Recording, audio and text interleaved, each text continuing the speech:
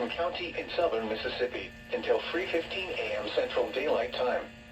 At 12:35 a.m. Central Daylight Time, Doppler radar indicated thunderstorms producing heavy rain across the warned area. Between 1 and 3 inches of rain have fallen. Additional rainfall amounts up to 2 inches are possible in the warned area. Flash flooding is ongoing or expected to begin shortly. Hazard: flash flooding caused by thunderstorms. Source: radar. Impact: flash flooding of small creeks and streams, urban areas, highways, streets and underpasses, as well as other poor drainage and low-lying areas. Some locations that will experience flash flooding include Moss Point, Escatawpa, Goshen, Hickory Hills, Van Cleve, Helena and Latimer.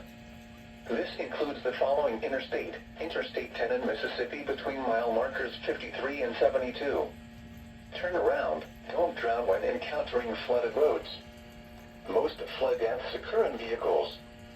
Be especially cautious at night when it is harder to recognize the dangers of flooding. Repeating, a flash flood warning has been issued until 3:15 a.m. Central Daylight Time for the following county: Jackson, Mississippi.